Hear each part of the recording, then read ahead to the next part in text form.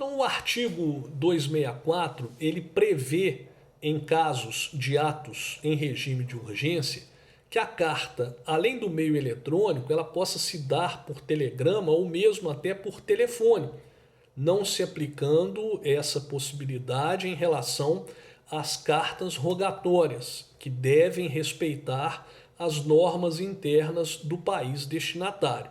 Então eu posso exemplificar numa situação em que uma testemunha única está morrendo, é paciente terminal e é preciso que ser colhido o seu depoimento antes que ela morra. Então, se for obedecer toda a burocracia da expedição e do cumprimento de uma carta precatória por meio normal, então expede-se a carta, intima-se a parte que a carta está à disposição, a parte vai até o cartório e pega a carta, distribui na comarca de origem, aí há autuação, registro, coloca-se capa e se faz a conclusão para o juiz deprecado despachar. Então, se for esperar todo esse procedimento, pode ser que a testemunha morra e a prova fique frustrada. Então, nesse caso, é possível aplicar o 264. Então, expede-se uma carta por telefone, por meio eletrônico, e a coisa se dá em tempo real. Aproveitando o gancho aí, nós podemos dizer que nos dias atuais, o procedimento previsto no 265 de transmissão da carta por meio de telefone, ele vai cair em desuso. Porque uma carta precatória, por exemplo, expedida por e-mail, anexando-se os documentos obrigatórios necessários digitalizados, acontece quase que em tempo real. Ao passo que, se você for seguir o procedimento do 265, vejam só que burocracia. O escrivão do juízo deprecante, ele pega o telefone e liga para o escrivão da primeira vara do juízo deprecado. Então, primeira vara civil. Aí ele dita a carta. Aí o escrivão do juízo deprecado anota.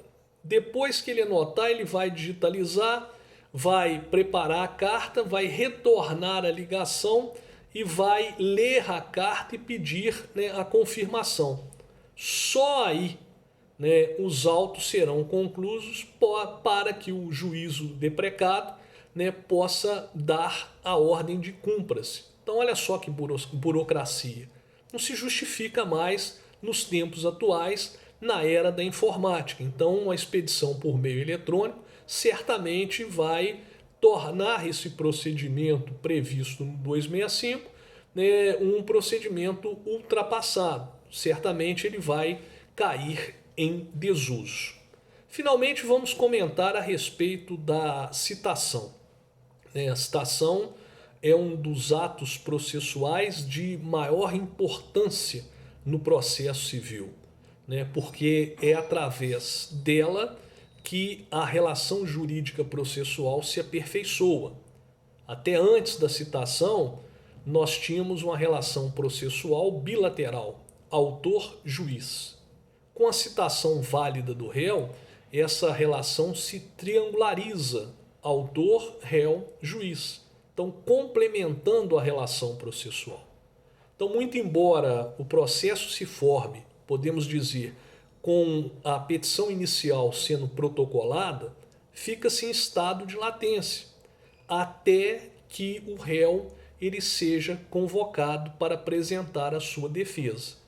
Então, nós podemos definir a citação prevista a partir do artigo 238 do Código de Processo Civil como um ato no qual, como uma espécie de comunicação processual, no qual o réu é o destinatário exclusivo da citação, o réu ou o executado. Então, como um ato de comunicação processual em que o réu ele é convidado para integrar a lide e para, desejando, apresentar a sua defesa no prazo legal, sob pena dele ser considerado revel e ter que conviver com os efeitos decorrentes da sua revelia. A doutrina costuma classificar a citação em pessoal ou ficta. A citação pessoal é aquela que acontece na pessoa do próprio réu. O réu é citado, ele próprio. Então isso se dá na citação pelos correios, que é a regra, na citação por mandado cumprido por oficial de justiça, ou na citação que acontece no balcão da secretaria, feito pelo escrivão ou pelo diretor da secretaria. Já a citação ficta é aquela na qual o réu ele não está sendo encontrado para receber a citação. Mas, então não se tem certeza de que ele vai tomar ciência. Mas uma autorização legislativa permite presumir que ele vai tomar conhecimento do ato citatório. Então, como modalidades de citação ficta, nós temos a citação com hora certa e a citação pela via editalícia. Anotamos que, diante da ausência de citação, o comparecimento espontâneo do réu suple essa ausência. Assim, por exemplo, se o réu, que ainda não foi citado, comparece espontaneamente no processo, representado por advogado devidamente habilitado, o comparecimento espontâneo vai suprir a ausência da citação.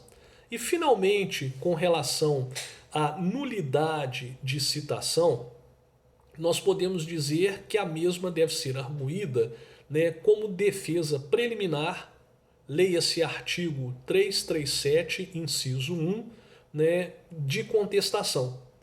Então, se, por exemplo, quem tinha que ser citado é o João Maria, mas a citação se deu na pessoa da sua irmã Maria João, o João Maria, tão logo tome conhecimento dessa falha, ele pode comparecer em juízo ofertando a sua contestação e, como preliminar, alegando e provando a nulidade da sua citação.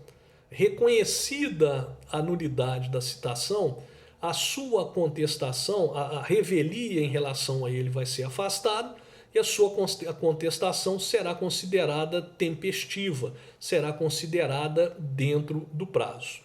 A citação é um ato pessoal.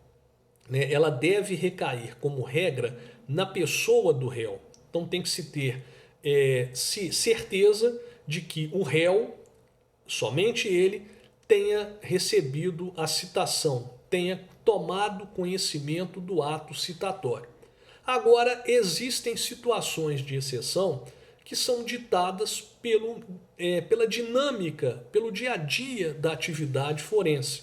Uma delas acontece em relação à citação pelos correios das pessoas jurídicas. Quem cumpre essa citação é o carteiro.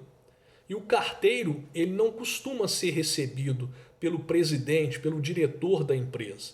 O carteiro normalmente ele é recebido pelo funcionário encarregado da portaria.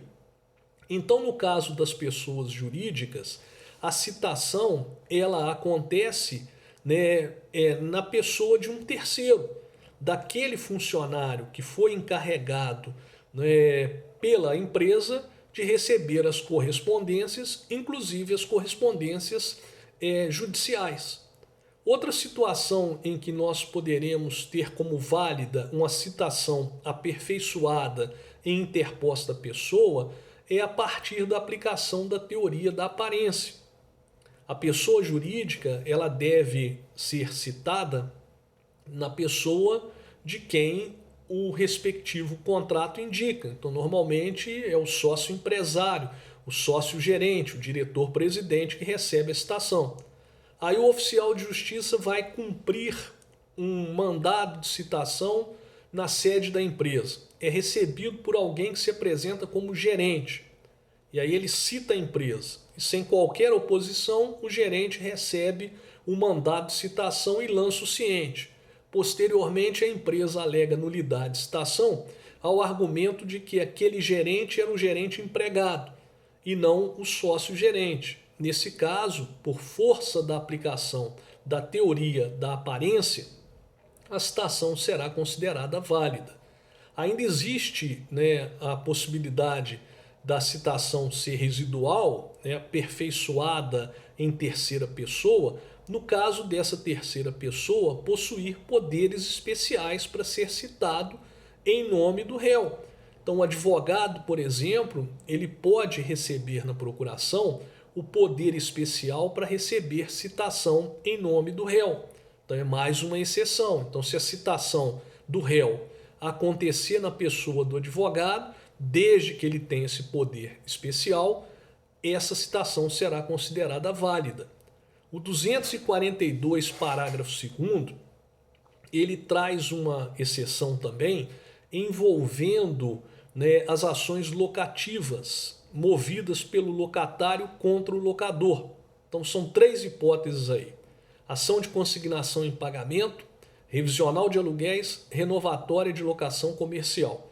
Então nessas 3 ações, né, caso o réu locador esteja em viagem pelo exterior, é possível se aperfeiçoar a sua citação na pessoa da imobiliária. Então isso tem o objetivo de evitar a expedição da carta rogatória, né, que demanda um tempo e tem uma burocracia muito grande na sua expedição e no seu cumprimento.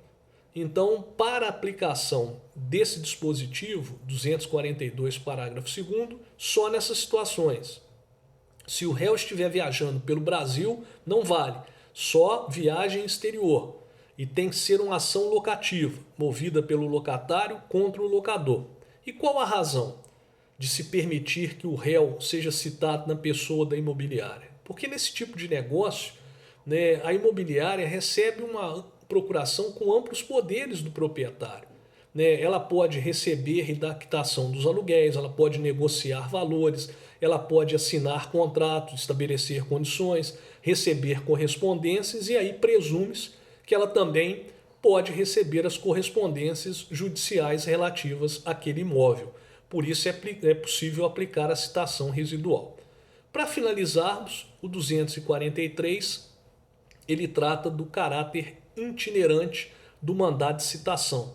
Então, de posse do mandado de citação, o oficial de justiça ele pode diligenciar no sentido de encontrar o réu no seu domicílio, no seu endereço profissional, no seu endereço comercial, na casa de parentes, em ambientes públicos e privados. Na prática, esse artigo não é aplicado, porque normalmente a comarca ela é dividida em setores e existem os oficiais que cumprem os mandados naqueles setores, naquelas regiões. Então, se um réu, por exemplo, ele não foi encontrado no centro da cidade, no centro comercial da cidade, porque ele se mudou para um bairro, o oficial de justiça ele não vai se dirigir até aquele bairro, ele vai devolver o mandado não cumprido, novo mandado vai ser expedido e aí a central de mandados vai distribuir aquele novo mandado para o oficial de justiça que cumpre mandados naquele bairro onde agora está residindo o réu. Finalmente, o parágrafo único do 243, ele trata da citação do militar da ativa. Então, recordando as aulas de direito civil, o militar da ativa tem seu domicílio, sendo do Exército, na unidade que serve, da Marinha ou da Aeronáutica, no comando ao qual está imediatamente subordinado. Aqui, uma observação muito simples, né? Preferentemente, o militar é citado no local da sua residência e domicílio. Caso esse não seja conhecido, o parágrafo único confere a possibilidade dele ser citado na unidade em que ele serve. Eu estou enviando para os senhores um material de apoio, né, abordando, né, as modalidades de citação por carta, pelos correios, no balcão da secretaria, por carta, desculpem, por mandado, né, no balcão da secretaria e pela via editalícia. E também estou enviando um material de apoio tratando das invalidades processuais. Foi um prazer, um grande abraço, fiquem com Deus.